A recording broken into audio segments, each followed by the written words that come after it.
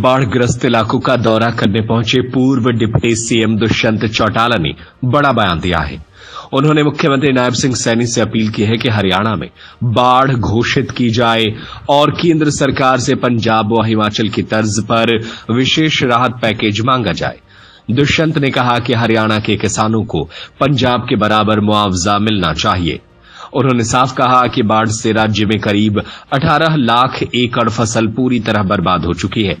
ऐसे में किसानों को तत्काल राहत राशि मिलनी जरूरी है।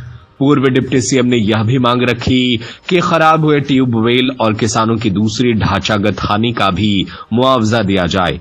चौटाला ने सरकार से आग्रह किया कि बिना देर किए राहत पैकेज की घोषणा हो ताकि बाढ़ से प्रभावित परिवारों को समय पर मदद मिल सके। उन्होंने कहा कि यह सिर्फ किसानों का ही नहीं बल्कि पूरे प्रदेश का नुकसान है। बेरी, कलानौर, मैम, भवानी खेड़ा, नारनौद के लगभग 20 गांव के अंदर मुझे जाने का अवसर मिला और जिस तरह की गवर्नमेंट की मैनेजमेंट है, साफ दिखता है कि सरकार किसान को इस पीड़ा के अंदर भी मदद की बजाय प्रताड़ित करने का काम कर रही है। आज सरकार की नहरें खाली पड़ी है, उसके बावजूद भी बारिश के पानी को पंपिंग के माध्यम से नहरों में डाला नहीं जा रहा। ड्रेन्स जगह जगह टूटती जा रही हैं, लोगों के घरों तक पानी आ रहा है और सरकार के आदेश है कि पंप सेट बंद रहेंगे। ये साफ मंशा दिखाता है कि सरकार किसान के प्रति कितनी गंभीर है। और दूसरी ओर पर पंजाब सरकार ने तो 20,000 रुपया प्रति एकड़ मुआवजे की घोषणा करी। किसान के कोई सिल्ट आया तो डीसिल्टिंग के लिए भी उसको पूरी परमिशन दे दी।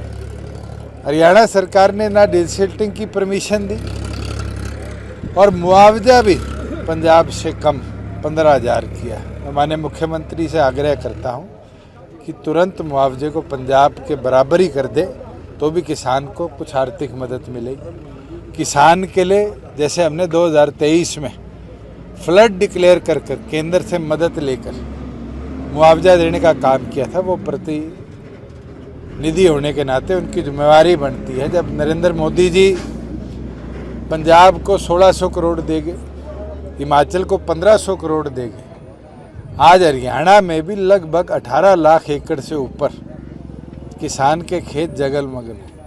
हम ये मांग करते हैं कि इसको भी डिजास्टर मैनेजमेंट के अंदर लेकर फ्लड डिक्लेयर कर केंद्र की मदद किसान तक पहुंचाए। और ख़ास तौर पर जो एक चीज़ नोटिफिकेशन के अंदर मुख्यमंत्री ने मिस करी, वो है किसान के ट्यूबवेल।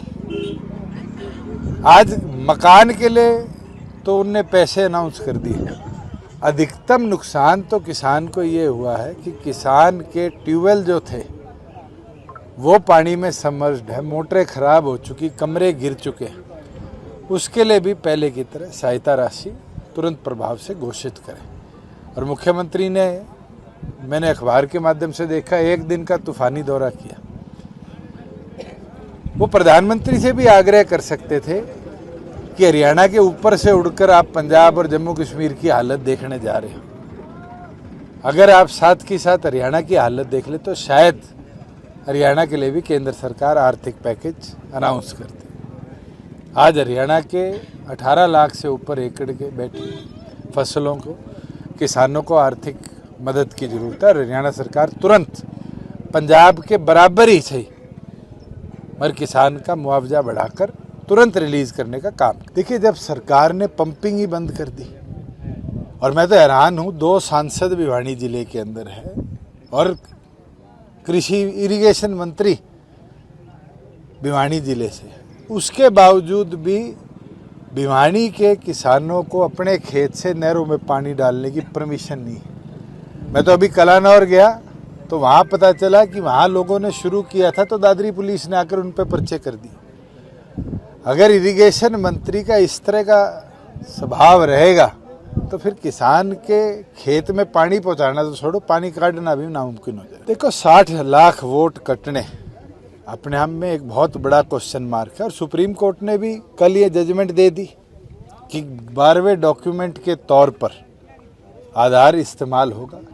क्या अब इलेक्शन कमीशन उन 60 लाख वोटर्स के आधार को रीवेरीफाई करेगी, कितने वैलिड होंगे कितने नहीं होंगे, और इसी से पता चलेगा कि असलियत में वोट में गड़बड़ कितनी है और वोट की चोरी कितनी है। नए उपराष्ट्रपति को बहुत बहुत शुभकामनाएं देता हूं। इस देश के दूसरे सबसे बड़े पद पर उनको पार्लियामेंट के मेंबरों ने चुनकर कल भेजा है और उम्मीद रखता हूं कि राज्यसभा की वर्किंग को और बेहतर करेंगे और अच्छे तरीके से देश के उस पद की गरिमा को आगे ले जाएंगे। भारतीय जनता पार्टी एक क्लैरिफिकेशन दे दे कि जो सेंट्रल एजेंसीज हैं, चाहे सीबीआई हो चाहे ईडी हो, 30 दिन तो वो अरेस्ट के बाद कोर्ट में रिप्लाई फाइल करने में लगा देते हैं। ये तो एक तरीका ढूंढ लिया कि जितनी रीजनल पार्टीज है उनको कमज़ोर करने का,